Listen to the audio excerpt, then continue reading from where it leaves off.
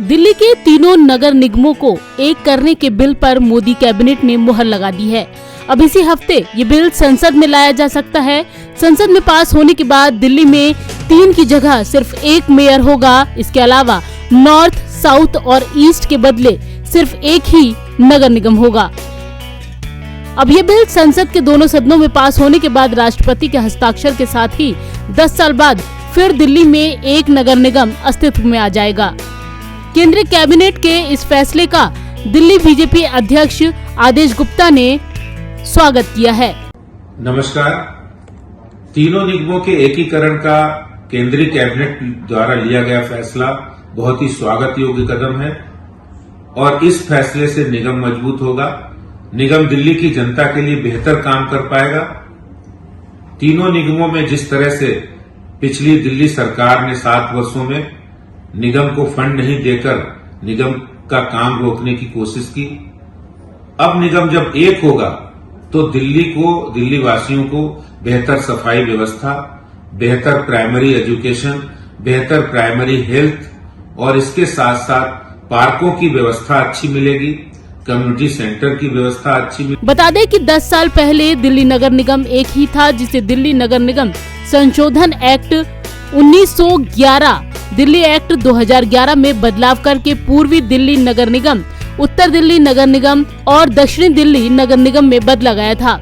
वहीं चुनाव के पहले इस फैसले को लेकर आपने केंद्र सरकार को घेरा है। आम आदमी पार्टी के कई नेताओं ने साफ किया है कि बीजेपी को हार का डर सता रहा है।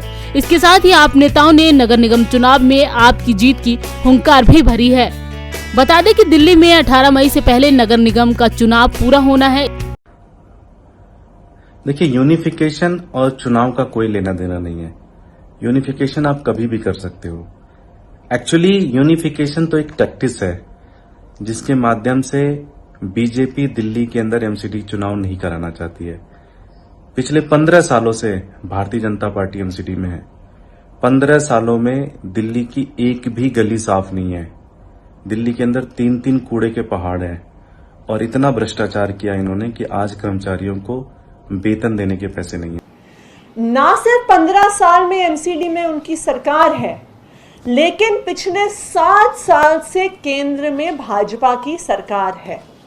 तो अगर भाजपा को एमसीडी के 3 हिस्से होने से गवर्नेंस में दिक्कत आ रही थी, अगर एमसीडी चलाने में दिक्कत आ रही थी, अगर एडमिनिस्ट्रेशन के इश्यूज आ रहे थे, तो पिछले 7 साल में एक बार भी क्या तीनों मेयर ने केंद्र सरकार को लिखा?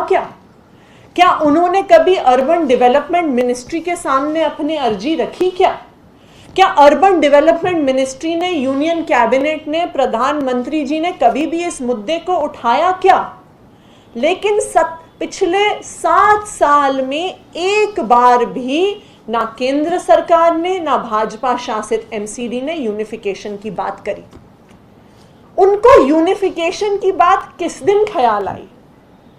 उन्हें यूनिफिकेशन की बात पंजाब चुनाव के एग्जिट पोल आने के बाद ख्याल आई, क्योंकि उनको पता है कि एमसीडी में उन्होंने 15 साल से जो कुशासन किया है, उसके बाद दिल्ली की जनता उनसे परेशान है। इसके अलावा चुनाव की तैयारियों के लिए भी राज्य चुनाव आयोग को वक्त चाहिए होगा। ऐसे में अब केंद्र जल्द ही इस प्रस्ताव को संसद के जरिए मंजूरी दिलवाना चाहेगा, ताकि जल्द से जल्द चुनाव की तारीखों का ऐलान हो पाए।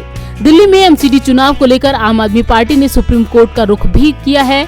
आपने गुजारिश की है कि तय वक्त पर एमसीडी चुनाव कराए जाएं। हालांकि इसी बीच अब केंद्र के विलय के फैसले पर भी आप नेताओं ने ऐतराज जाहिर किया है और केंद्र को आड़े हाथों लिया है। नवोदय टाइम्स के लिए संगीता सिंह की रिपोर्ट, दिल्ली।